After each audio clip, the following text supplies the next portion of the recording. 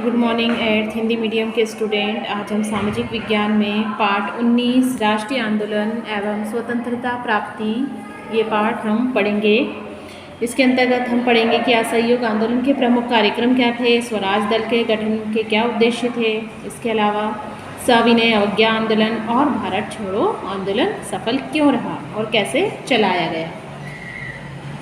भारत के राजनीतिक क्षेत्र में महात्मा गांधी का प्रवेश नवीन युग के प्रारंभ का सूचक था। 1919 की ईस्वी के बाद महात्मा गांधी ने भारतीय राजनीति और राष्ट्रीय आंदोलन को नया स्वरूप प्रदान किया।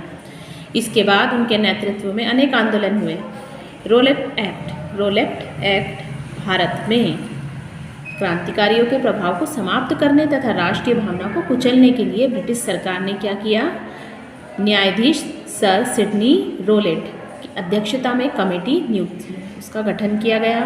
कमेटी ने 1918 ईस्वी में अपनी रिपोर्ट प्रस्तुत की। कमेटी द्वारा दिए गए सुझावों के अंतर्गत केंद्रीय विधानमंडल में फरवरी 1919 में 2 विधेयक पारित किए गए।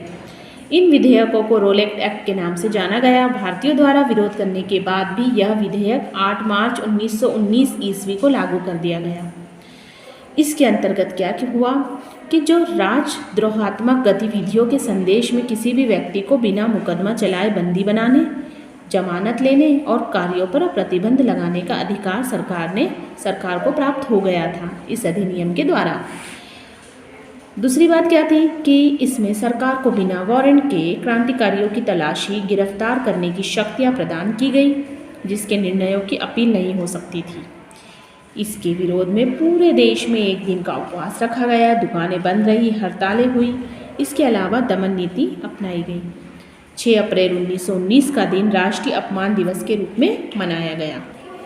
जलियांवाला बाग हत्याकांड। गांधी जी तथा अन्य नेताओं के पंजाब प्रवेश पर प्रतिबंध होने के कारण वहाँ की जनता में आक्रोश था बहुत ज़्यादा, और यह आक्रोश क्या हुआ उस समय और अधिक बढ़ गया जब पंजाब के 2 लोकप्रिय नेता डॉक्टर सत्यपाल और डॉक्टर सैफुद्दीन किचलू को अमृतसर के डिप्टी कमिश्नर ने बिना किसी कारण के गिरफ्तार कर लिया।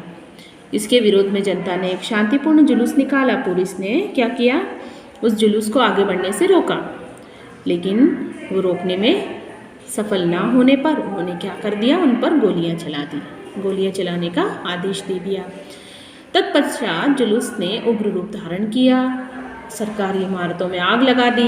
अमृतसर की स्थिति से घबराकर सरकार ने 10 अप्रैल 1919 को शहर का प्रशासन सैन्य अधिकारी किसको दे दिया, ओडायर को। अब सभा के आयोजन और प्रदर्शनों पर रोक लगा दी गई थी, मगर सूचना जनता को नहीं दी गई। 13 अप्रैल सन 1919 को वैशाखी के दिन, जो पंजाबियों का खास प्रमुख त्यौहार होता है, उस दिन करीब 4:30 बजे अमृतसर के जलियांवाला बाग में एक आम सभा का आयोजन हुआ, जिसमें लगभग कितने लोगों ने भाग लिया, 10,000। जनरल डायर ने क्या किया, 400 हथियारबंद सैनिकों के साथ वो वहाँ पर पहुँच गया सभा स्थल पर, और बिना किसी को बताए, किसी को चेतावनी दे, उसने भीड़ पर क्या चलाना शुरू कर दी, गोलियाँ तब तक चलाई गई जब तक कि पूरी तरह से वो समाप्त नहीं हो गई, जिससे हजारों लोग मारे गए, बड़ी संख्या में लोग घायल भी हुए। जलियांवाला बाग हत्याकांड की जांच के लिए अनेक आयोग नियुक्त भी किए गए। जनरल डायर को पद से हटा दिया गया, मगर निंदा नहीं की गई। उसको ब्रिटिश साम्राज्य के रक्षक के रूप में देखा गया और ब्रिटिश सरकार द्वारा उसको तलवार और बहुत सा धन पुरस्कार दिया गया। 1919 से लेकर 1922 के मध्य अंग्रेजों के विरुद्ध 2 आंदोलन चला। एक तो क्या था, खिलाफत, और दूसरा असहयोग। अब खिलाफत आंदोलन क्या था, तो प्रथम विश्व युद्ध में इंग्लैंड ने तुर्की को पराजित कर वहाँ की जनता पर अत्याचार किए। खलीफा को उसके पद से हटाने का निर्णय लिया। तुर्की में किए गए ब्रिटेन के इस कार्य की भारत के मुसलमानों ने घोर निंदा करते हुए अंग्रेज़ों के खिलाफ आंदोलन चलाया, जिसमें 1919 में मोहम्मद अली, शौकत अली, मौलाना आज़ाद के नेतृत्व में खिलाफत कमेटी का गठन किया गया। और उसका उद्देश्य क्या था, अंग्रेज़ों द्वारा तुर्की के खलीफा को पद से हटाने और मुसलमानों की भावनाओं को ठेस पहुँचाने का विरोध करना। गांधी जी, कांग्रेस के 10 सदस्यों ने खिलाफत आंदोलन में मुसलमानों को पूर्ण सहयोग देने का वचन भी दिया। असहयोग आंदोलन। तो प्रथम विश्व युद्ध में भारतीयों ने अंग्रेजों का तन मन धन से सहयोग किया और गांधी जी द्वारा युद्ध के दौरान अंग्रेजों को दिए गए सहयोग के कारण कैसर हिंद की उपाधि दी गई और अभी तक अंग्रेजों के साथ पूर्ण सहयोग के पक्षधर थे। 1918 ईस्वी के बाद कुछ घटित घटनाओं के कारण वह सहयोगी से असहयोगी बन गए। अब वो क्या था?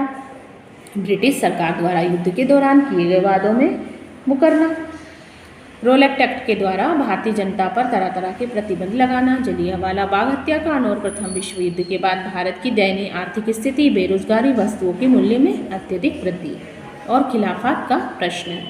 तो दिसंबर 1920 में कांग्रेस के नागपुर अधिवेशन में गांधी जी के असहयोग प्रस्ताव को स्वीकार कर लिया गया।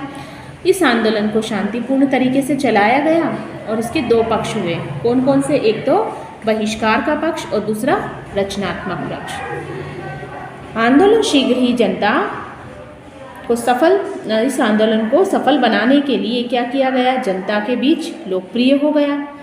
10,000 छात्रों ने स्कूल कॉलेज छोड़ दिए। काशी विद्यापीठ, बिहार विद्यापीठ, महाराष्ट्र विद्यापीठ आदि जो भी संस्थाएं थी उन्होंने पूरा सहयोग दिया और ये सफल भी रहा। इसमें बच्चे, बूढ़े, युवा, वृद्ध, महिलाएं सब ने जोश दिखाया। वकालत छोड़ने वाले पंडित मोतीलाल नेहरू, M.R. जयकर, C.R. दास, वल्लभ भाई पटेल आदि प्रमुख थे। शराब की दुकानों पर धरने में महिलाओं ने प्रमुख रूप से भाग लिया और शांतिपूर्ण तरीके से इस आंदोलन को सरकार ने क्या किया? दमन चक्र भी उनका चलता रहा। गांधी जी ने 1 फरवरी 1922 को वायसराय के पास अल्टीमेटम भेजा कि अगर बंदियों को तुरंत रिहा नहीं किया गया तो दमन चक्र बंद ना किया गया तो सविनय अवज्ञा आंदोलन प्रारंभ कर दिया जाएगा। और 5 फरवरी को उत्तर प्रदेश में चोरा चोरी नामक स्थान पर क्रूर भीड़ ने एक थाने पर 21 पुलिसकर्मियों को क्या कर दिया? बनकर थाने को जला दिया और उनको भी जीवित जला दिया। इस घटना से अत्यंत दुखी हो गए गांधी जी और उन्होंने ये आंदोलन को स्थगित कर दिया। अब पढ़ेंगे हम स्वराज दल की स्थापना।